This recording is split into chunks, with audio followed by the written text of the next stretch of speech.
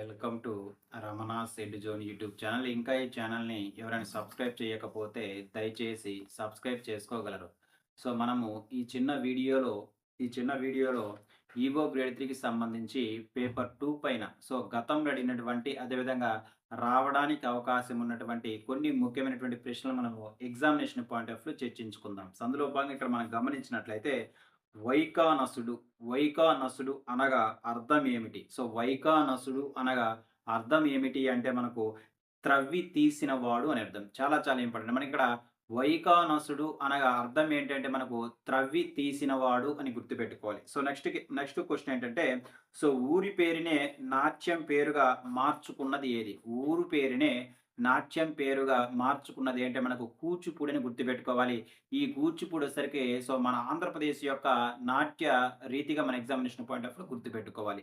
Next question గాని గమనించినట్లయితే ఇక్కడ ఋగ్వేద సంహితలకు సంబంధించిన బ్రాహ్మణాలు ఏవి అని అడుగుతున్నారు. అంటే మనకి ఇక్కడ సంహితలు ఉంటాయండి. ఈ సంహితలో మనకేంటిది ఋగ్వేద సంహితలతో సంబంధించినటువంటి బ్రాహ్మణాలు ఏంటి సరే మనకు ఐతరేయ బ్రాహ్మణం అదేవిధంగా సాంకాయన బ్రాహ్మణం గుర్తుపెట్టాలి. ఈ రెండు బ్రాహ్మణాలు ఏంటి మనకు సాంకాయన బ్రాహ్మణము అదేవిధంగా ఐతరేయ బ్రాహ్మణం వచ్చేసరికి మనకు ఋగ్వేద సంహితలకు సంబంధించినటువంటి బ్రాహ్మణాలుగా మనం గుర్తుపెట్టుకోవాలి. నెక్స్ట్ క్వశ్చన్ గాని గమనించినట్లయితే మధ్వాచార్యుని యొక్క రచనలు ఏవి అంటున్నారండి. అంటే మనకి ఇక్కడ ద్వైతమును ప్రతిపాదించినటువంటి మధ్వాచార్యుల యొక్క రచనలు ఏవి అని అడుగుతున్నాడు. ఏంటి మనకి ఇక్కడ గీతా భాష్యము అనువ్యాఖ్యానము అదేవిధంగా అనుభాష్యం. అంటే మనకి ఇక్కడ అనుభాష్యం కావచ్చు అదేవిధంగా మనకు అనువ్యాఖ్యానం అవ్వచ్చు అదేవిధంగా గీత భాష్యం అవ్వచ్చు. ఇవన్నీ కూడా ఎవరి యొక్క రచనలు అంటే మనకు మధ్వాచార్య యొక్క రచనలుగా మనం గుర్తుపెట్టుకోవాలి. చాలా చాలా ఇంపార్టెంట్. నెక్స్ట్ క్వశ్చన్ కానీ గమనించినట్లయితే ఇక్కడ ఈ క్రింది సరైన వ్యాఖ్యాలను గుర్తించుము అంటుండే. ఈ క్రింద ప్రతిపాదించినటువంటి వాక్యాలను సరైన వాటిని గుర్తించండి అంటున్నాడు. మొదటి వ్యాఖ్యానం ఏంటంటే అక్షయ తృతీయ నాడు అక్షయ తృతి నాడు లక్ష్మీనారాయణ పూజ చెయ్యాలని పురుషార్థ చింతామణి అదేవిధంగా స్మృతి కౌస్తభం తెలియజేస్తున్నాయి. ఎస్ కరెక్ట్ అండి. అంటే మనకు అక్షయ తృతి నాడు లక్ష్మీనారాయణ పూజతో పాటు పూజ చెయ్యాలని పురుషార్థ చింతామణితో పాటు స్మృతి కౌస్తభం తెలియజేస్తున్నాయి. ఎస్ కరెక్ట్ అండి. నెక్స్ట్ పాయింట్ కానీ గమనించినట్లయితే అక్షయ తృతీయ రోజున దేనిని దానంగా ఇస్తామో దాన్ని అక్షయంగా పొందుతామని శాస్త్రావచనం. ఎస్ కరెక్ట్ అండి. ఇవి రెండు కూడా మనం correct and examination point of లో గుర్తుపెట్టుకోవాలి. నెక్స్ట్ క్వశ్చన్ కానీ గమనించినట్లయితే వైదిక మతపరంగా ఆవిర్భవించిన ఏ క్రతువుల ఆధారంగా అనుభూతి లేకుండానే ఆచరిస్తున్నాము అంటే మనకు కర్మకాండాలు అదేవిధంగా సంస్కారాలు ఇవి రెండు కూడా మనకు వైదిక మతానికి ఆవిష్కరణంగా ఏ క్రతువులు ఆదరించకుండా అనుభూతి లేకుండా మనము ఆచరిస్తున్నామని గుర్తుపెట్టుకోవాలి. చాలా చాలా ఇంపార్టెంట్. నెక్స్ట్ క్వశ్చన్ కానీ గమనించినట్లయితే బసవేశ్వరుని జన్మస్థలం ఏది? ఎక్కడ మనకు బసవేశ్వరుడు అనగానే మనకు కర్ణాటక స్టేట్ గుర్తు రావాలి. ఈ కర్ణాటక స్టేట్ లో మనకి బాగేవాడలో జన్మించినట్లుగా మనం గుర్తుపెట్టుకోవాలి. చాలా చాలా ఇంపార్టెంట్. నెక్స్ట్ క్వశ్చన్ కానీ గమనించినట్లయితే ఈ క్రింది వైఖానస అర్చన విధానం ఏంటి? మనకి ఇక్కడ మనకు ఒక్కొక్క దానిలో ఒక్కొక్క అర్చన విధానం ఉంటుంది. అందులో భాగంగా మనకి ఇక్కడ ఈ క్రింది వైఖానస అర్చన విధానం ఏంటి అంటే మనకి ఇక్కడ ఏది మనకు హోమ అర్చన అదేవిధంగా విగ్రహ అర్చన అదేవిధంగా మానసిక అర్చన ఇవన్నీ కూడా మనకు వైఖానస అర్చన విధానంగా మనం గుర్తుపెట్టుకోవాలి. నెక్స్ట్ క్వశ్చన్ కానీ గమనించినట్లయితే కర్ణాటక సంగీతంలో మేళకర్త రాగ భావన ప్రారంభించింది ఎవరు? మనకి ఇక్కడ కర్ణాటక సంగీతంలో మేళకర్త రాగ భావన ప్రారంభించింది ఎవరంటే మనకు విద్యారణ్య స్వామిని గుర్తుపెట్టుకోవాలి. నెక్స్ట్ క్వశ్చన్ గాని గమనించినట్లయితే బ్రహ్మకు మరియు ఆత్మకు మధ్య గల సంబంధాన్ని తెలిపే ఉపనిషత్తు ఏంటిది? చాలా చాలా ఇంపార్టెంట్. బ్రహ్మకు అదేవిధంగా ఆత్మకు మధ్య గల సంబంధాన్ని తెలిపే ఉపనిషత్తు అంటే మనకు ముండోకోపనిషత్తు అని గుర్తుపెట్టుకోవాలి. ఈ ముండోకోపనిషత్తు అనగానే మనకు ఇంకొక ముఖ్యమైన పాయింట్ ఏంటి మనకు సత్యమేవ జయతే అనే వాక్యం కూడా ఈ ముండోకోపనిషత్తు నుంచి మనం తీసుకున్నట్లుగా మన ఎగ్జామినేషన్ పాయింట్ ఆఫ్ లో గుర్తుపెట్టుకోవాలి. నెక్స్ట్ క్వశ్చన్ కానీ గమనించినట్లయితే బసవేశ్వరుడు బోధించిన ధర్మం ఏది? చాలా చాలా ఇంపార్టెంట్. మనకి ఇక్కడ బసవేశ్వరుడు బోధించినటువంటి ధర్మం ఏంటంటే మనకు లింగాయత ధర్మం అని గుర్తుపెట్టుకోవాలి.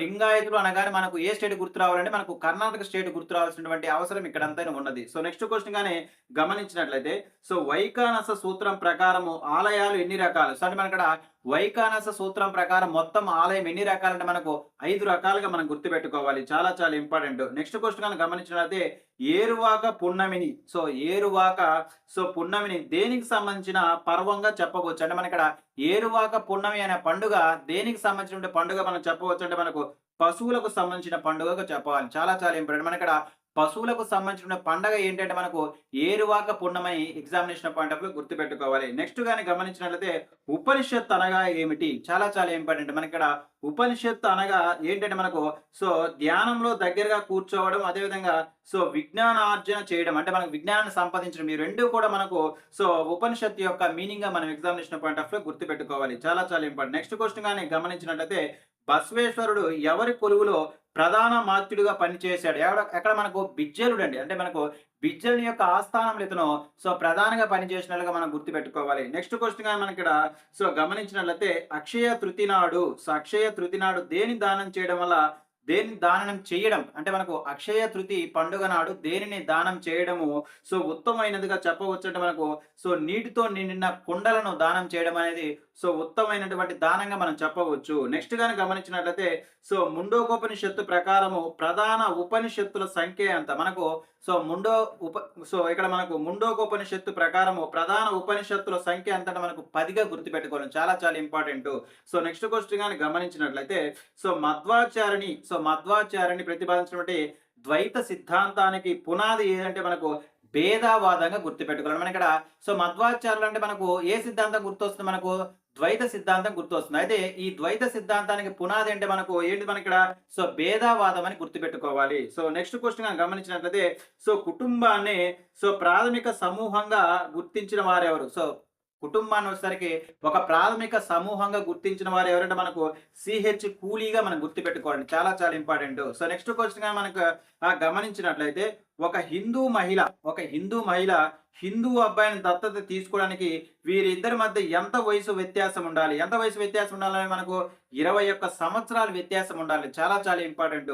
నెక్స్ట్ క్వెషన్ గాని గమనించినట్లయితే ఒక హిందూ వితంతువు ఎవరినైనా దత్తత తీసుకుంటే అది చనిపోయిన ఆమె భర్తకు కూడా వర్తిస్తుందని సుప్రీంకోర్టు ఏ కేసులో మనకు తీర్పునిచ్చిందంటే మనకు చందన్ బిలాసి నిదాసి అనే కేసులో. చాలా చాలా ఇంపార్టెంట్. మనకి ఇక్కడ చందన్ బిలాసి నిదాసి అనే కేసులో ఎవరైతే మనకు వితంతు మహిళ ఒకరిని దత్తత తీసుకుంటే అది చనిపోయినటువంటి తన భర్తకు కూడా వర్తిస్తుందని మనకు సుప్రీంకోర్టులో తీర్పు వచ్చినట్లుగా మనం గుర్తుపెట్టుకోవాలి. నెక్స్ట్ గాని గమనించినట్లయితే కులాంతర వివాహాన్ని అనుమతించిన చట్టం ఏంటిది? చాలా చాలా ఇంపార్టెంట్. దీన్ని మనం ఏమంటామంటే స్పెషల్ మ్యారేజ్ యాక్ట్ అంట. అంటే మనకు స్పెషల్ మ్యారేజ్ చట్టంలో మనకు ఈ కులాంతర వివాహానికి అనుమతించినట్లు గుర్తుపెట్టుకోవాలి. అయితే ఈ స్పెషల్ మ్యారేజ్ యాక్ట్ ఎప్పుడు వచ్చిందంటే మనకు 1954లో వచ్చినట్లుగా మనం గుర్తుపెట్టుకోవాలి. చాలా చాలా ఇంపార్టెంట్. నెక్స్ట్ క్వెషన్ గాని గమనించినట్లయితే హిందూ వారసత్వ సవరణ చట్టం అంటే మనకి ఇక్కడ హిందూ అంటే 1900 మనకి ఇక్కడ హిందూ వారసత్వ చట్టం 2005లో అదనంగా చేర్చబడిన పదములు ఏంటిది? అంటే మనకి ఇక్కడ అంటే మనకి హిందూ వారసత్వ చట్టాన్ని సవరణ చేశారు. ఎప్పుడు చేశారు? మనకు 2005లో చేశారు. అయితే ఈ 2005లో చేసినటువంటి ఈ సవరణ చట్టంలో అదనంగా చేర్చినటువంటి పదములు ఏంటంటే మనకు పురుషుడు అదేవిధంగా స్త్రీ అని గుర్తుపెట్టుకోవాలి. అంటే మనకు ఇక్కడ గతంలో మనకు వారసత్వ చట్టము తన సంపద ఎవరికి వచ్చారు? కేవలము కొడుకులకు మాత్రం వచ్చారు. కానీ మరి మనకు 2005లో సవరణ చేసి ఈ ఆస్తులు అనేవి తన కూతురుకు కూడా ఇవ్వడానికి అవకాశం ఉండే విధంగా మనకు 2005లో సవరించినట్లుగా మన ఎగ్జామినేషన్ పాయింట్ ఆఫ్ వ్యూ గుర్తుపెట్టుకోవాలి.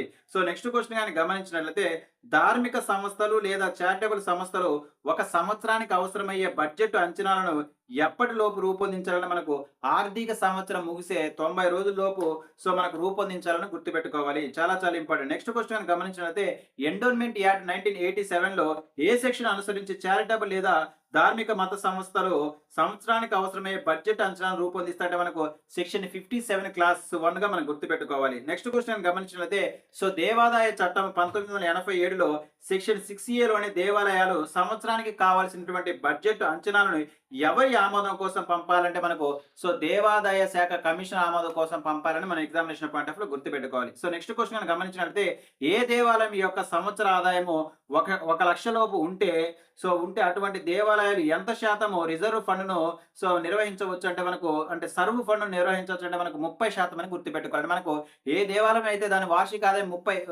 ఆదాయం అసలు 1 లక్ష రూపాయల కన్నా లక్ష రూపాయల లోపు ఉంటే అటువంటి దేవాలయం ఎంత శాతము సర్వ్ ఫండ్ను నిర్వహించవచ్చు అంటే మనకు 30% అని గుర్తుపెట్టుకోవాలి. అదేవిధంగా మనకి ఇక్కడ దేవాదాయ చట్టం 1987 సెక్షన్ 65 ప్రకారము దేవాలయం యొక్క వార్షిక ఆదాయం ఎంత మించితే కామన్ గుడ్ ఫండ్‌ను ఏర్పాటు చేసుకోవచ్చు అంటే మనకు చట్టం చేసినప్పుడు మనకి ఎంతుంది? ఇది 50,000 ఉందండి. ప్రెజెంట్ దీన్ని సవరణ చేసి ఎంతవరకు పెంచారు మనకు? 5,00,000కి పెంచినట్లుగా గుర్తుపెట్టుకోవాలి. ఇవి మనకు ఈఓ గ్రేడ్ 3కి సంబంధించి పేపర్ 2లో రావడానికి అవకాశం ఉన్నటువంటి కొన్ని ముఖ్యమైనటువంటి ప్రశ్నలు వచ్చే వీడియోలో ఈ పేపర్ 2కి సంబంధించినటువంటి మరికొన్ని ఇంపార్టెంట్ ప్రశ్నలు మనము ఎగ్జామినేషన్ పాయింట్ ఆఫ్ వ్యూలో చర్చించుకుందాం. Thank you.